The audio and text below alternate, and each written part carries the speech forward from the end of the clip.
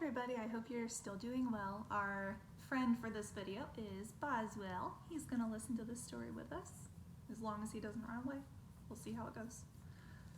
The book we're going to read is The True Story of the Three Little Pigs by A. Wolfe, as told by John Sietska, illustrated by Lane Smith.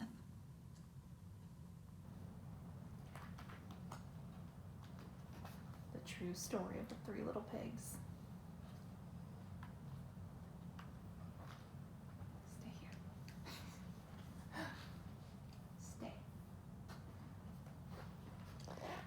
Everybody knows the story of the Three Little Pigs, or at least they think they do. But I'll let you in on a little secret. Nobody knows the real story because nobody has ever heard my side of the story.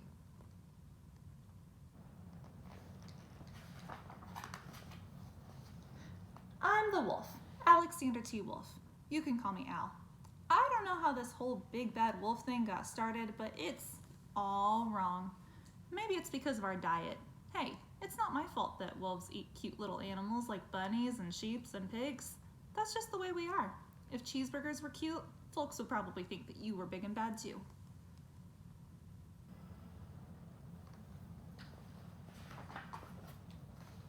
But like I was saying, the whole big bad wolf thing is all wrong. The real story is about a sneeze and a cup of sugar. This is the real story.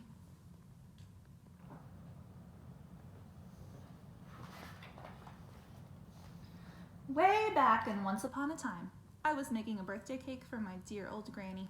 I had a terrible sneezing cold. I ran out of sugar.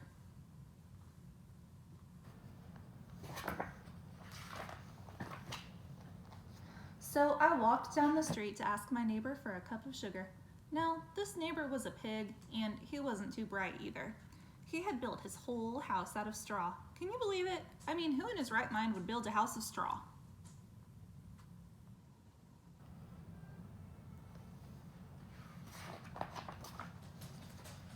So, of course, the minute I knocked on the door, it fell right in. I didn't want to just walk into someone else's house, so I called, little pig, are you in?" No answer. I was just about to go home without the cup of sugar for my dear old granny's birthday cake. That's when my nose started to itch. I felt a sneeze coming on.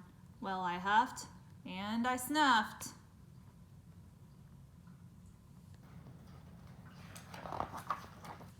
And I sneezed a great sneeze.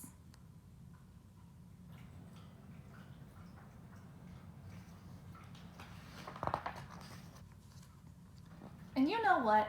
That whole darn straw house fell down. And right in the middle of the pile of straw was the first little pig, dead as a doornail. He had been home the whole time. It seemed like a shame to leave a perfectly good ham dinner lying there in the straw, so I ate it up. Think of it as a big cheeseburger just lying there.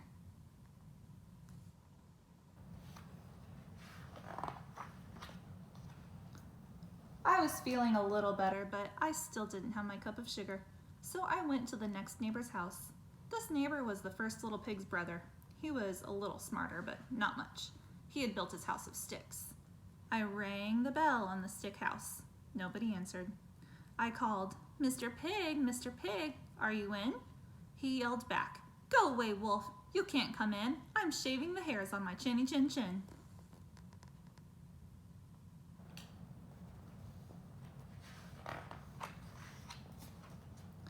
I had just grabbed the doorknob when I felt another sneeze coming on. I huffed and I snuffed and I tried to cover my mouth, but I sneezed a great sneeze. And you're not gonna believe it, but this guy's house fell down just like his brother's. When the dust cleared, there was the second little pig, dead as a doornail, Wolf's honor.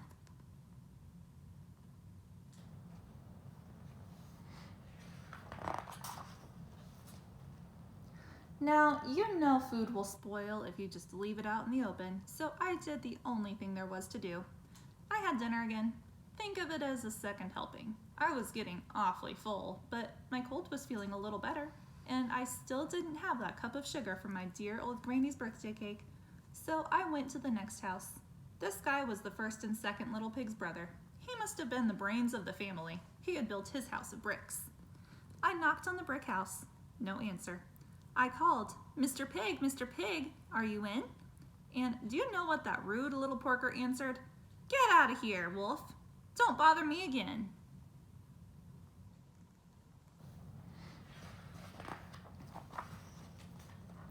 Talk about impolite. He probably had a whole sack full of sugar and he wouldn't even give me one little cup for my dear old sweet granny's birthday cake. What a pig. I was just about to go home and maybe make a nice birthday card instead of a cake when I felt my cold coming on. I huffed, and I snuffed, and I sneezed once again. Then the third little pig yelled, "And your old granny can sit on a pin."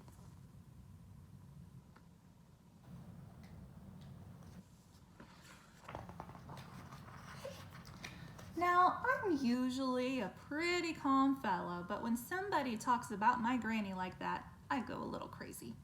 When the cops drove up, of course I was trying to break down the pig's door, and the whole time I was huffing and puffing and sneezing and making a real scene.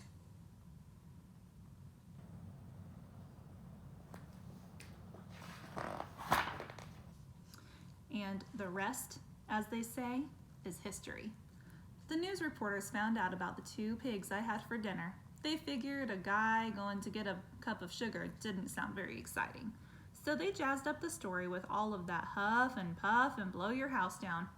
And they made me the big bad wolf. That's it, the real story.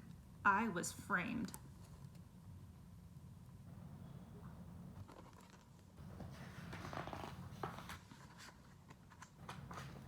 But maybe you could loan me a cup of sugar.